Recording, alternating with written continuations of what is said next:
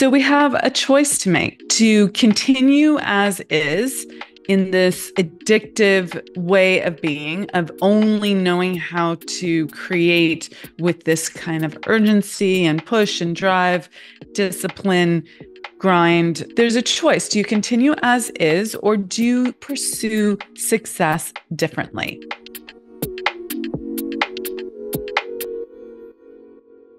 Hello, and welcome to another episode of the Unstoppable Woman podcast.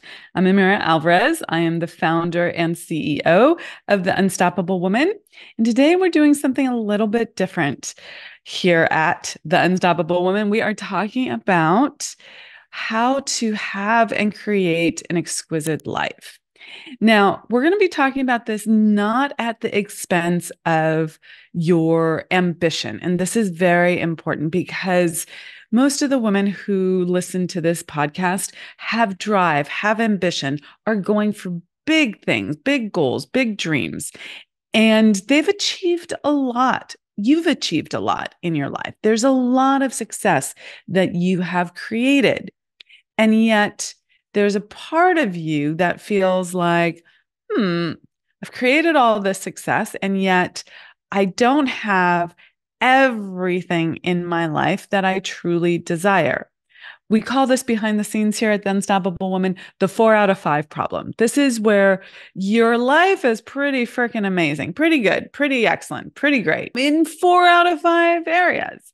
But that fifth area is not really working. And you don't like to look at it. You look at it, it's painful. You sweep it away, you shove it away, and yet it comes back again. And then you find something to occupy yourself, you get distracted, you throw yourself into a project and lean into something that you know that you'll be successful at, but isn't necessarily going to solve that core problem. And that's holding you back from your exquisite life. And this is something that I see happen again and again and again for really uber successful, really smart, really driven women. They are so competent and they can get so much done in their lives. And yet there's this one area that they have not yet mastered, and they go back habitually to the places that they feel secure and comfortable and feel like they can win in these areas, and they work there instead of working on this core area that is really super critical.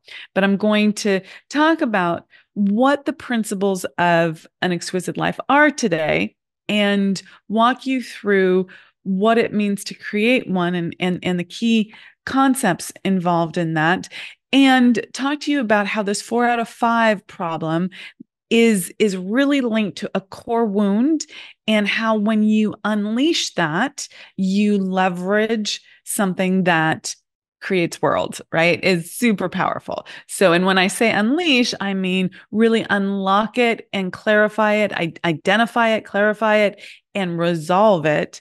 You're able to really open up an entire life for yourself, full of everything you desire. Now, what is it you desire? So this is a big thing that I think is one of the principles that the Unstoppable Woman has, which is, desire is causative. What you want matters. That if you are going for more, you will always have the next thing that you desire. And this is not bad. The lack of satisfaction in your day-to-day life might be a challenge. The feeling of not feeling whole or lit up or in love with life might be a challenge. But the desire for more is not what creates that unless you let it. Okay, so there's a lot more on that we can talk about. But if you are desiring more, it's a good thing, and you want to have it all. But that is such a loaded term. We were told you can be anything that you want growing up, right? We were told you can be anything that you want, but you can't have it all. And then there were advertising and marketing and social programming that says, but you want it all. Don't you want it all? And here's the thing. We want our version of all. to have it all, which I think is what you desire for yourself, you have to really claim, yes, I really want it all. Now, my all might not be your all, and that's totally fine. There's also a bunch of loaded stuff here around, trying to be superwoman, right? Like I want to be fabulous in all the fronts. And then there's this backlash around that's an impossible goal for women to attain. It puts so much stress on the individual woman to be a great mother and a great lover and look fabulous and have great health and slay it in their career and do all the things, have the great friendships, all of that, that there's no way to keep up. And yet, and we'll get to this as we go through the principles of what creates an exquisite life, that when you tap into a greater power and you're not trying to move matter with matter, like just sheer willpower and force and action, grind, do, you have so much more power. Now, I'm a doer for sure. I love a good checklist. Oh my God, I just was in bed in the morning with my man. I was like, let's make a checklist about what we're doing today. It makes me so happy, right? And then we flow, and ease and flow with that is essential. But like, I am a lover of a list. Do not get me wrong. I'm a lover of getting things done. Do not get me wrong. I am a doer in this world. And yet I had to learn in my quest for creating an exquisite life that doing, grinding it out, kind of doing, like always like trying to make things happen with action, push, is not an effective means of creating. And if you do it that way, you will be exhausted and you will not be able to have it all. Okay. You will be resentful of your desires, if you will. Like, I want all these things, but I can't have them. And I'm not succeeding in these ways. This is super frustrating.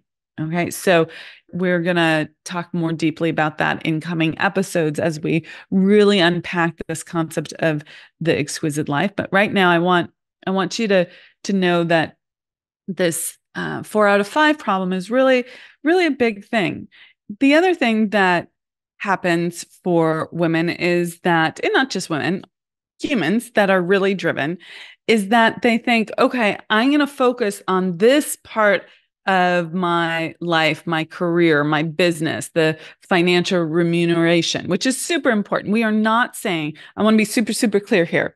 This is not exquisite life at the expense of your drive, of what you desire, of the things, the successes in life that you want. This is not exquisite life at the expense of financial remuneration or the great title or the status or the roles that you want or the beautiful environments you want to live in. This is inclusive of that. I just need to make sure that we're all talking and have the same frame on this. This is an and more discussion. How do you have your ambition and have your exquisite life?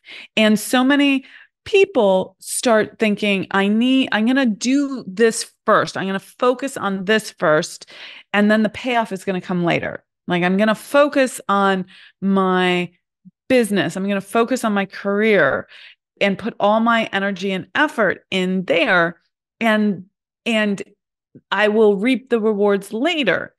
And it's okay to feel like crap. It's okay to feel stressed all the time, burnt out, okay to just feel motivated when I have a new big project and have that urgency. It's okay to not feel lit up in the journey, because later I'll be able to enjoy my good. And that is a big, big problem. And now the challenge is that there's some truth in this conversation. Okay. Well, not in this conversation. There's some truth in this idea that you do need to focus. Focus is key. It's one of the key disciplines that you need to learn if you're going to be successful. An Olympic athlete has to focus so acutely every single day to get that gold. The same thing if you're going after any goal in life, you need to focus. And the challenge is when you wake up and you realize you've only focused on that and everything else in your life or key parts of your life are falling apart or not really where you want it or have been left behind at the expense, unintended to, if you will. So we have a choice to make. And the choice is, do we stay in this sort of addictive behavior, in the pursuit of feeling good in our life? We go back to creating success, creating achievement in the ways that we are good at and are the norm for us, but create a lot of friction and have you ending up not completely loving your life. You're not in the ease and the flow, the spaciousness, the divine, exquisite feeling that you desire. Or do you do it differently? And this, I think, is the question that so many women ask themselves at a certain level of success. Is this all there is? Isn't there more? Like, I thought if I worked this hard, I would be there already and thus have the fruits of my labor. But here I am. I have a lot. I'm not going to dismiss the hard work and the effort that I've put in and the things that I've created. But I thought I would have a more lit up, delightful, exquisite life. And why don't I? So there's a choice that you have to make. And it's like, do I keep doing it the same way or do I do it differently? And I'm going to present a case for doing it differently. And I know that this was a question that I asked myself and really went deep into exploring.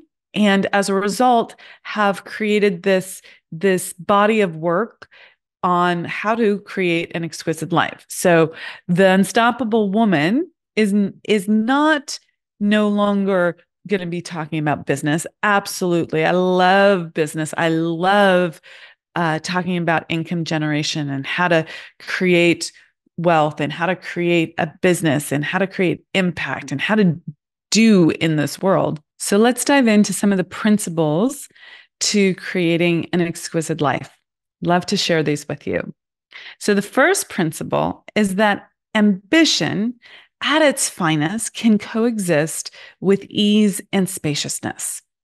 I love this. We've been talking a little bit about this so far, but I never used to think that this was possible. I thought I wanted it, was a desire. I felt like this was the way it was supposed to work. And yet I wasn't having that at the level that I wanted to. And now I think we evolve, we create levels of ease, levels of spaciousness, but inevitably I would keep creating urgent projects that would fill the space, if you will, the spaciousness with something else. And there's a lot to be discussed on this and unpacked. But for now, I want to tell you a story about having a conversation with my friend Jessie. And Jessie's a great friend, really good friend, best friend, has my heart. And we would often do these walk and talks. I would be with my dog taking a walk, and she would be doing other things. And we lived on opposite sides of the country, but we would have these walk and talks. And there were many conversations that we had about this very subject of, can you do it differently? And I remember her saying, I want to do it differently. And at the time I wanted that, but I was really committed to validating the way I had done it up until then, which was, if I'm honest, I put in a lot of effort, a lot of hard work, a lot of grind. And, I remember in that conversation with Jessie saying, every billionaire that I've heard talk about their journey to success has talked about grinding it out and just working really hard and having that sort of grind and hard work, discipline, work ethic, if you will, as part of their success journey. And Jessie was like, yeah, and I want to do it differently. And I remember wanting to agree with her and yet arguing for my limitations, if you will, right? Arguing for my limitations. Now I understand that there is a time and a place for that effort, right? There's that a time and a place for that get the thing off the ground effort. But if you stay in that for the rest of your life, you lose the leverage that comes from working in this different way that I'm going to be speaking about. And I think many uber successful people do have that grinded out mentality. You hear about this all the time, and it's so seductive because in many ways it really works. And I've lived it. I know that it really works, and yet only to a certain extent, only to a degree. And then you are hit with this 4 out of 5 situation where your life is pretty good, but it's not magnificent. It's not exquisite. It's not divine. It's not lighting you up in the way you thought all that hard work would light you up with. And so, although I wasn't willing at the time to admit to Jesse that I thought it was possible, afterwards I was like, it kept with me. It kept inside of me, and I pay attention to the things that stick. And that was something that I was like, you know what? I want to do it differently. I want to follow my ambition, my drive, but I want to follow it with ease and flow, with that spacious quality. And I've really pursued that and followed that. And I want to tell you a little bit more about how I did that later on in the podcast. But that's the first principle is ambition at its finest coexists with ease and spaciousness. And I promise you it's possible. And part of what led me into more was a relationship. And I was in a really good relationship, and I was very loyal to this man, and I was very committed to him. And yet, without going into too much detail, there were some things that weren't really working in the relationship. And we had conversations about it and thought that we had gotten to a good agreement of like what we really wanted and were we aligned and all of that. And then I went on this trip, and I went to Miami, which is a very sexy town, and there's a lot of vital life force there, if you will. It's not my place, but it's fun to visit. And I went there for a business meeting. It was a meeting with some fellow entrepreneurs, and I had a blast. And I felt so lit up and so alive and vital. And my life force was just flowing in a way that it hadn't flowed in my relationship with my man. And I was like, this is interesting. And it held up a mirror to what I was accepting in my life in terms of vitality and life force in the argument for loyalty and commitment. And I'm a very loyal person. So when I came back, I had another conversation, and it caused us to realize that we weren't in alignment with each other and that we wanted different things. And I thought about it. He offered, do you think it's going to work out if we just wait a few months, or do you want to call it a day? And so I was like, no, I want more. And this is our more life directive, where we say, you know what, I want more. And one of the things that I've learned along the years, and I want everyone who's triggered by this to realize that I'm not advocating for running off and breaking up with people or divorce or anything like that. I am advocating for you to step into your truth and to understand what is true for you, because there's more life waiting for you, and it's calling you forward. And anything that is in the way of that is something that needs to be attended to. Sometimes it gets attended to within a relationship, and that is great. And sometimes it gets attended to by leaving a relationship or ending a relationship. And relationships are one of the most important things in life. So I don't say that lightly. Okay. So if we know that something is in the way, and we know it because we feel resentment, we feel like it's not enough, we feel trapped or frustrated, which brings us to our second principle, which is our drive for a rich life. And I mean a rich life inside and out is a powerful spiritual directive. So our drive for a rich life inside and out is a powerful spiritual directive. That is the second principle of creating an exquisite life. And there's more to this than meets the eye. When you tap into this deep truth without rushing over the nuances of it, you tap into your truth and truth with a capital T, okay? And the world opens up to you. So you have the power to create worlds, okay? So let's talk about those two things, your truth and truth with a capital T. So your truth is so essential. When you align with yourself, you start acting from a place of 100% pure alignment, you start living into your truth and you make decisions from that place. It creates richness in your life. And this is a wealth of life. I'm not talking simply money. I'm talking this exquisite life, this wealth of life, this ability to feel lit up and connected with life, in love with life, if you will. It creates that, okay, when you are in alignment with yourself, okay? And this requires that you move through your internal blocks. So important, okay, to be someone who acts in 100% alignment with who she is. And then alignment with truth with a capital T, that bigger truth is a spiritual truth, okay? And there's a greater knowing, a greater life force here than this human physical form.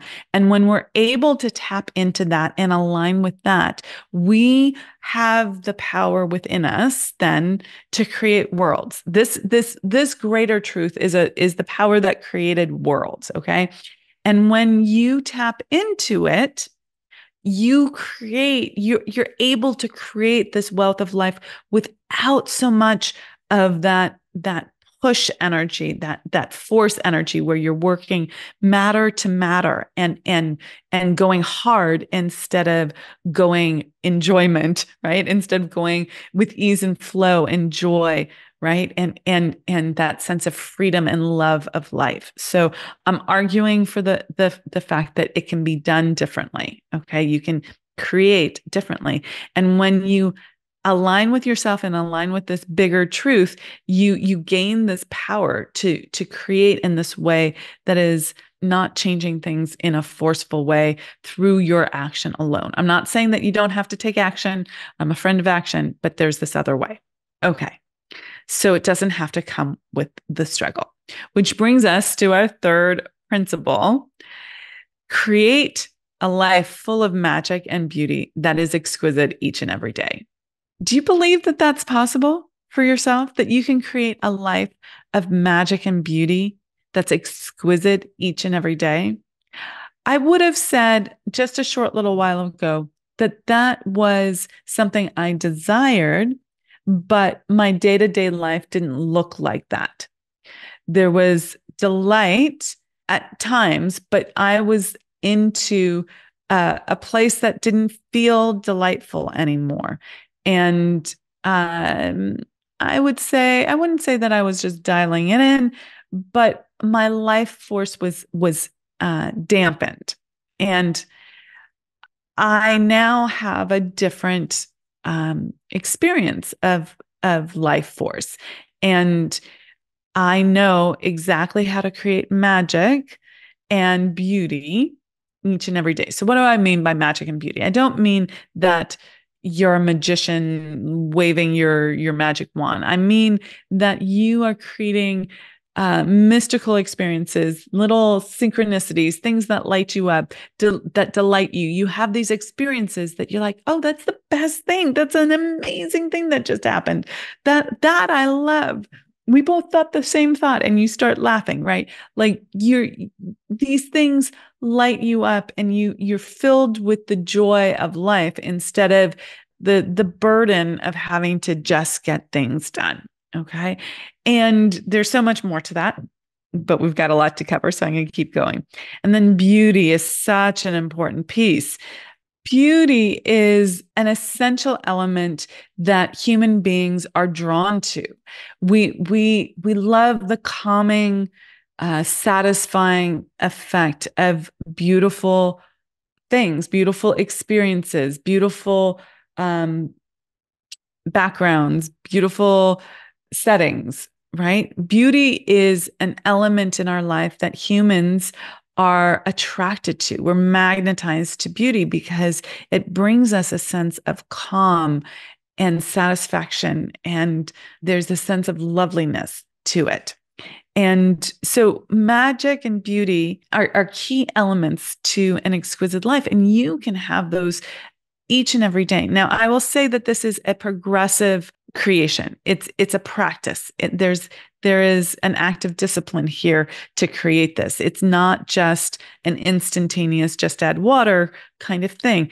I had to work really intentionally on my inner game, my inner being, my inner thinking, how I was thinking, how I was feeling, in order to shift my perspective so that I could be in alignment with magic and beauty and have that every day. Okay. So that's part of what creates a rich internal life as well. But most people are addicted to a level of struggle in their lives, and, having some sort of set point of feeling in their lives. Like, I can only feel so good. So most people will like have these highs and then come back to this set point, have a high, come back to the set point. Maybe there's a little low, come back to the set point. And this set point is not a feeling of exquisite lit up life. It doesn't have magic and beauty every day. It's a set point of, okay, good enough, some version therein. And it would be interesting for you to evaluate what your set point is. For years, I thought it was a little bit higher than it was. And then I realized, oh, look, I actually keep coming back to this level. This is not the level that I want to keep coming back to. Okay. So people oftentimes can have, bigger titles, more prestigious positions or income, nicer and finer things, vacations, cars, houses, clothes, etc. And I love all the beautiful things. I love my house. I love my clothes. I love going on nice vacations. All of those are lovely. And our species is drawn to those things. But if our insights aren't aligned with the power that creates worlds, right? That power, that truth with a capital T, you will always be wanting, lacking, missing something. Okay. So if we haven't tapped into how to live in truth, big T truth, we will have a lot, but not feel lit up every day. Okay. Which brings us to our fourth principle, that our true power and pleasure lies in honoring the truth of who we are. Our true power and pleasure lies in honoring the truth of who we are. So what is the truth? We can speak about the truth from a lot of different angles, a lot of different perspectives. This is our truth in the sense of like our inner knowing, our intuition. A lot of you have good intuition. This is our truth in the sense of what is right and correct for us. I mentioned that previously, but just a little additional note that a lot of women in certain areas of their lives, not in all areas, probably not in their CEO area, but in other places, maybe in their relationships with their family or their kids or their lover or whatever. So many women suppress and sublimate, divert or modify what they really want, who they really are and how they want to act and be. They try and get along, compromise. There's nothing wrong with getting along and compromising. And it's a matter of degree here, and there's nuance and discernment. But you've gone too far in the compromising when the resentment starts building up. If you're resentful, you need to start paying attention to that, because that's an indication that you haven't been honest about your truth. Okay. There is also our truth in the sense of our connection to the greater truth, our greater self, our spiritual, non-physical self. Okay. Some people call it soul. Some people call it source. I like to call it our greater self. Whatever you call it, it's our connection to infinite intelligence, infinite power, the power that creates on a non-physical plane. When we're truly connected to our greater self, and there's a methodology for doing so, we have the ability to create our lives with so much more ease. Our lives become exquisite because not only are we going after more and creating and living out that more life directive, but because we're not in internal conflict with ourselves. And by ourselves, I mean our physical, human, 3D self, but also our greater self.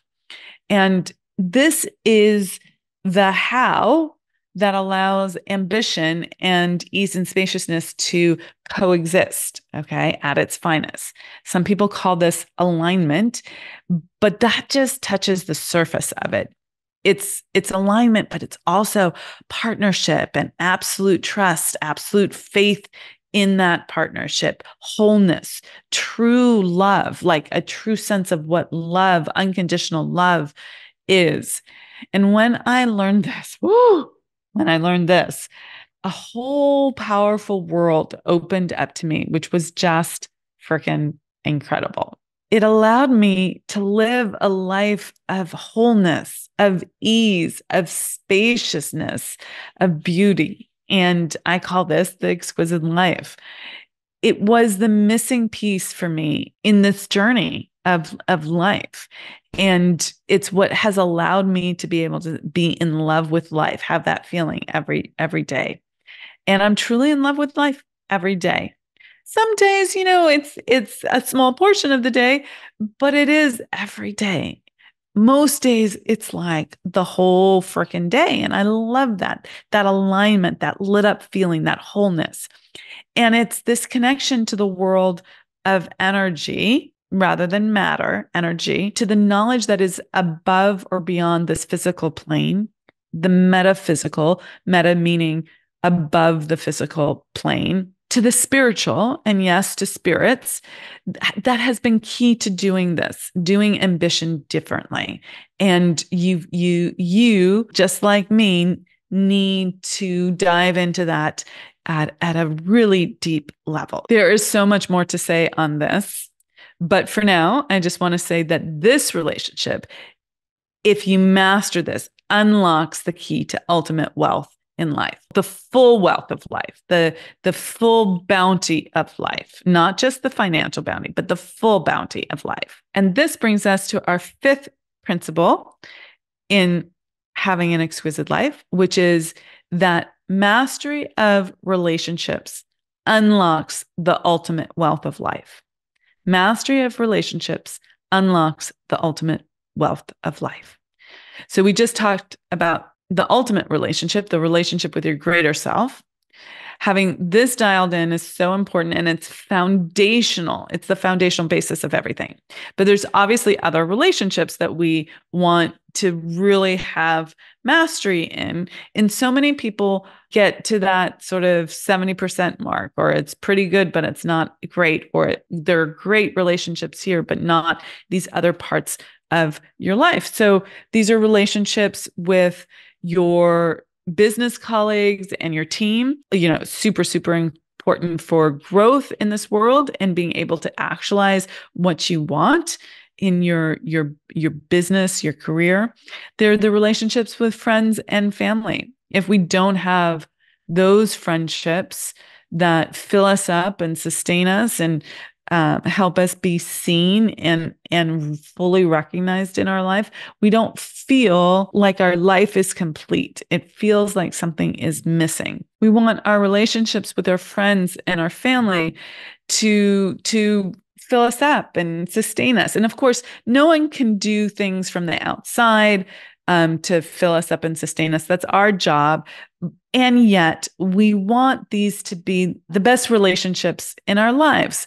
And if something's off there, this makes it our life less than exquisite. And for so many high achievers, not having a cohort that gets you or their family life really dialed in, it's a really big deal. Okay. They can dive into other aspects of their life to fill that void and be yearning for that. So creating those kinds of relationships and knowing how to navigate that is huge. There's also our primary partnership, our intimate relationship. For so many women, this is an area that is good or even great, but is not extraordinary, is not exquisite. They haven't yet created that exquisite love that they desire. So you can have a really supportive partnership. I know I did. That's comfortable, that's connected, that gives you so very, very much, that is got a lot of security there from longevity of knowing each other, of really being partnered, but is missing, say, the hot, sexy polarity that's required for a truly lit up relationship. I talk about sex a lot on this podcast because I think it's one of the key things to having an exquisite life. So if you don't have that, you don't necessarily have access to the force and vitality in life that you want. So maybe the relationship is great in every way, but you're just not having great sex. Or maybe it's become more distant and you're finding yourself on different paths and going in different directions, even though you live together really well. Could be so many things. It could be not being in a relationship at all, right? You might not be in one, and you might say that you don't want to be in one, or you might yearn to be in one. I want to be clear here. I'm not saying that to have an exquisite life, you need to be in a partnered relationship. And I will come back to that. I'm going to give that a little bit more thought, because I do think our sexual energy is very important for our vitality and life force. And of course, you can get that going on your own, but there is something about being partnered that helps that. So I'm going to give that a little bit more thought. But I am not saying that for every woman right now is the time to be in a relationship, because that's just not true. But if you want to be in a relationship, or you're staying in a relationship that's good but not truly satisfying, this is going to be one of the things that is holding you back from a truly exquisite life. And it's a big deal, and a lot of people don't like to look at it. If this isn't you, then there might be something else that's holding you back from a truly exquisite life. And I know for me, I had this core wound of unlovability that was really holding me back in my life. And this is one of the big core teachings, no pun intended there, that I help my clients with, because it's so critical for breaking through. And in fact, when I broke through on this core wound of unlovability, and the end of the story that I started earlier was that I ended a relationship, and I did a lot of work on this core wound of unlovability, about 6 months, maybe a little bit more of work on that, on the field of play, right? Like not hiding out from it. And when I actually broke through on that, and there's a whole story that I will share some other time on what that took to do, it changed everything in my life. And this is what I was talking about earlier in the podcast, where if you break through in one area that is this key and foundational, fundamental area to you, it can unleash success in all areas of your life. And for me, that's what working on this core wound of unlovability and intimate partnered relationships did for me. It helped me get leverage over myself, because ultimately I wanted more than just the lit up relationship, the hot and sexy relationship, the intimate, partnered, fully seen relationship. I wanted more than just that. I wanted to have that plus my ambition, plus my career, plus my ability to create wealth, plus my, life with spaciousness and ease. And that was one of the things that I was yearning for, that was missing in my life. And when I entered into this new relationship, there was an big enough incentive for me to slow down. And I often teach, you have to want it badly enough. And you have to get leverage over yourself and find something ultimately that is a strong enough desire that it causes you to change the habitual way you're being so that you can be who you want to be and live the life you truly want to live. And so this was the big enough leverage for me, which leads us to our sixth and final principle, which is, in our innate directive for growth lies a wealth of vitality and purpose. And this is a big point that I want to make with all of you, that this desire for the intimate relationship, this growth directive that I had, was inside of that, laid the golden nugget for wealth and vitality and purpose in my life. And if I hadn't have done the scary things to grow into that, I wouldn't have been able to step into the vitality and purpose that was here for me. And there are so many women who have achieved a certain level of success, and they may have done it in a kind of grinded out way and are feeling a little bit burnt out or overwhelmed, or I can't possibly do it like that any longer. And yet they are yearning for impact, for meaning, for purpose. And I'm speaking to you right now. If you're asking what's next, there is a next, but that next is locked up in your innate growth directive. It's locked up in that place where you're not growing right now. It's locked up in that place that you don't want to look at, but you need to look at to grow through. And it's often linked with that core wound, that primary one place in the area of your life that you strive so hard to protect, and yet in doing so holds it in place in the way it's always been, and doesn't allow you to create and do life differently. So those are the 6 pillar principles for an exquisite life. I'm going to summarize them again for you. So to repeat, ambition at its finest coexists with ease and spaciousness. Our drive for a rich life, inside and out, is a powerful spiritual directive. Create a life full of magic and beauty that is exquisite each and every day. Our true power and pleasure lies in honoring the truth of who we are. Mastery of relationships unlocks the ultimate wealth of life. Number 6, in our innate directive for growth lies a wealth of vitality and purpose. So I hope you've enjoyed this episode. We will be diving in deeper to all of these concepts in upcoming episodes.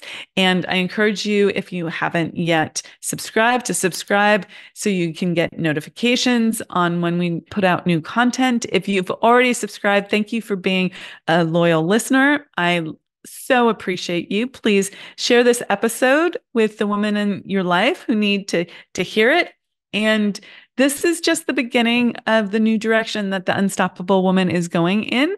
And I hope you come along with us to create your exquisite life. Thanks for listening. I'm Amira Alvarez. I'm the founder and CEO of the Unstoppable Woman and the creator of the Exquisite Life Methodology.